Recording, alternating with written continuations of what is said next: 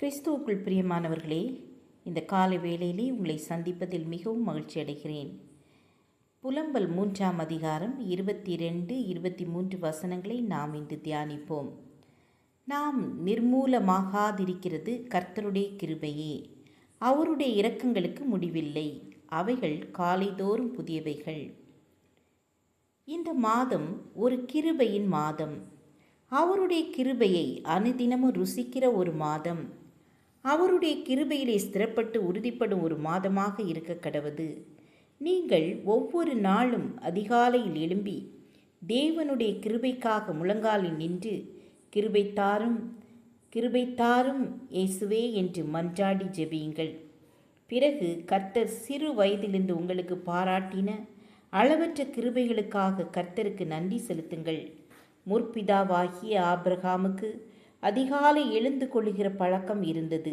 தேவனாகிய கர்த்தர் ஆபிரகாமிடம் தன் மகனாகிய ஈசாக்கை பரிசெலுத்த சொன்னபோது அது அவருடைய உள்ளத்தை மிகுந்த வேதனைக்கு உள்ளாக்கின போதிலும் கர்த்தருடைய வார்த்தையை நிறைவேற்ற அதிகாலமே எழுந்து கொண்டார்.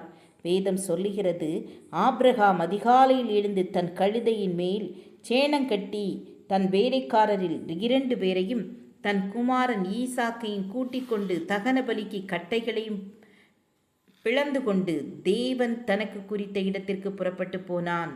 இஸ்ரவேல் ஜனங்களுக்கு கர்த்தர் பெரிய கிருபை பாராட்டி ஒவ்வொரு நாள் காலை வேளையிலும் அவர்களுக்கு மன்னா பொழியும்படி செய்தார்.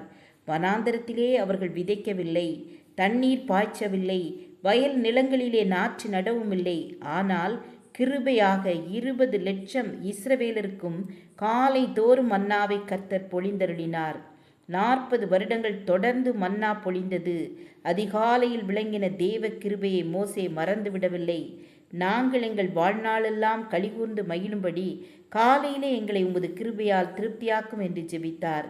அந்த கிருபையை மோசேக்கு கொடுப்பதற்காக விடியற்காலத்தில் நீ ஆயத்தமாகி சீனாய் மலையில் ஏறி அங்கே மலையின் உச்சியில் காலமே என் சமூகத்தில் வந்து நில் என்று கர்த்தர் சொன்னார். நீங்கள் கிருபையிலே பெருக வேண்டுமானால் அதிகாலை வேளையிலே தேவனுடைய சமூகத்தை தேட வேண்டும். ஜெபம் செய்வோம்.